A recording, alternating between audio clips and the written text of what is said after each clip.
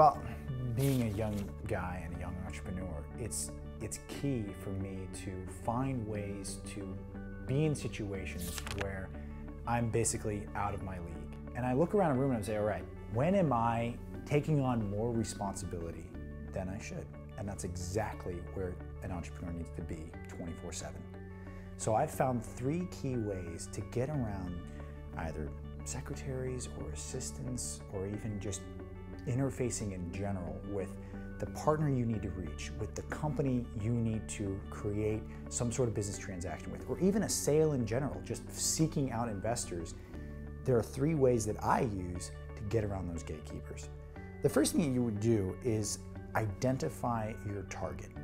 And this is key because when you go to analyze any future partnership, absorb the information, everything that you can about that target. And I know it sounds tactical, but the point is learn as much as you possibly can. Like you would have someone coming to you, you want them to know what you do, who you've worked with, your own passions, and that personalizes the situation.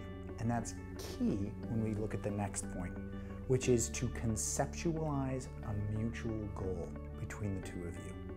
And that is really where you need to focus your efforts in the gatekeeper avoidance program, because by creating an ulterior point, an outlying point where you guys can both mutually meet in the middle, you achieve a standard that they're not used to. You're not just banging on the wall, yelling with your idea. You're showing by that very move, you're willing to handshake.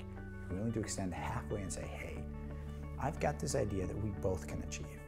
For example, when I am trying to reach venture capitalists or when I'm trying to reach top CEOs in major companies for potential partnerships with my own startup, I started an organization that handles all of the student body presidents in the United States.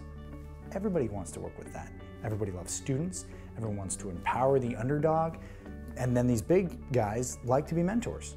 And so when you create an ulterior organization outside of my startup that's nonprofit based, it's about helping people, it's about building potential, it's the perfect way to say, hey, step around that gatekeeper and say, let's meet in the middle. Let's meet with this nonprofit.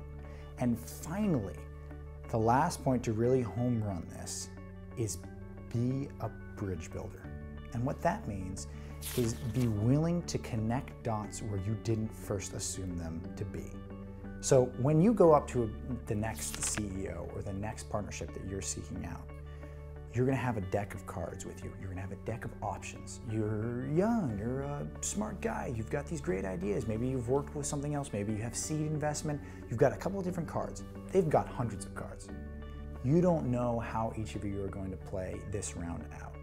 Be willing to say, hey, yeah, maybe I will help you with your nonprofit foundation for developing inner city kids, or helping your education organization build a California game for analysis. And these are all moves that I've done myself to reach them in the middle and build those bridges between me and the place where I need to be. It's not a direct road, it's a network of engagement between you and that final target. And if you follow these 3 steps of identifying your target, of conceptualizing a mutual goal, and finally accepting ulterior and alternative ways to build bridges between you and your visionary target, you're gonna make what you need to make happen for your startup. And they're gonna energize your work, you're gonna empower their vision, and you can both work together to achieve success in life.